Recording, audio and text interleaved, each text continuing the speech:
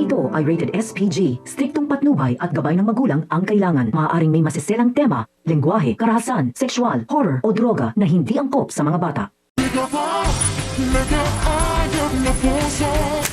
Isang mapagpalang araw mga kapamilya. Maraming salamat muli sa inyong pagbisita sa ating channel. Narito ang mga pinakamainit na tagpo sa Coco Martin Sigabo. Pero bago tayo dumiretso sa recap, huwag kalimutang mag-like, mag-share at mag-subscribe para lagi kayong updated sa mga susunod pang videos.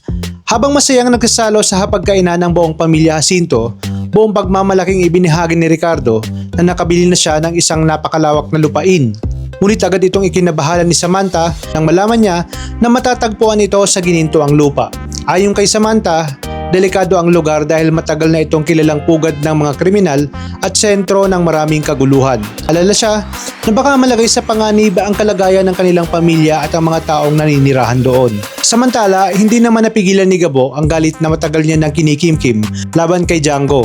Sa isang iglap, mabilis niyang pinabagsak ang lahat ng umaharang sa kanyang daraanan at muling ipinakita ang kanyang pambihirang husay sa pakikipaglaban. Habang tumitindi ang kaguluhan, lalo namang sumiklab ang alita ng dalawang magkaribal. Dahil sa matinding galit, buong tapang na hinamon ni Django si Gabo sa isang labanang tila buhay ang nakataya. Sa muling pagkaharap ng dalawa, hindi maitago ng ina ni Gabo ang kanyang matinding pangamba. Napasigaw siya habang pinagmamasdan ang mapanganib na komprontasyon at taimtim na umaasang makakaligtas ang kanyang anak. Ngunit muling pinatunayan ni Gabo kung bakit siya kinatatakutan ng buong gininto ang lupa. Sa lakas ng kanyang mga galaw at katatagan ng kanyang loob, mabilis niyang napasuko itong si Django.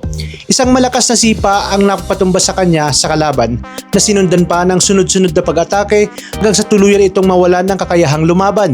Sa gitna ng matinding sagupaan ay inilabas ni Gabo ang lahat ng sakit, galit at hinanakit na matagal niya nang itinatago.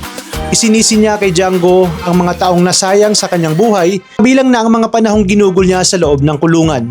Dahil dito nangako si Gabo na pananagutin si Django sa lahat ng kasalanan kanyang nagawa at sa lahat ng pagdurusang idinulot nito sa kanyang buhay.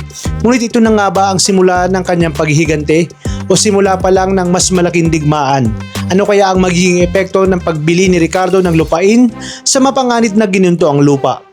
At ano pang mga pagsubok ang haharapin ni Samantha at Gabo sa mga susunod na kabanata? Hindi pa dito nagtatapos ang kapanapanabik na pangyayari dahil siguradong mas marami pang nakakakilig, nakakatuwa at punong-puno ng aksyong tagpo ang ating pakakaabangan.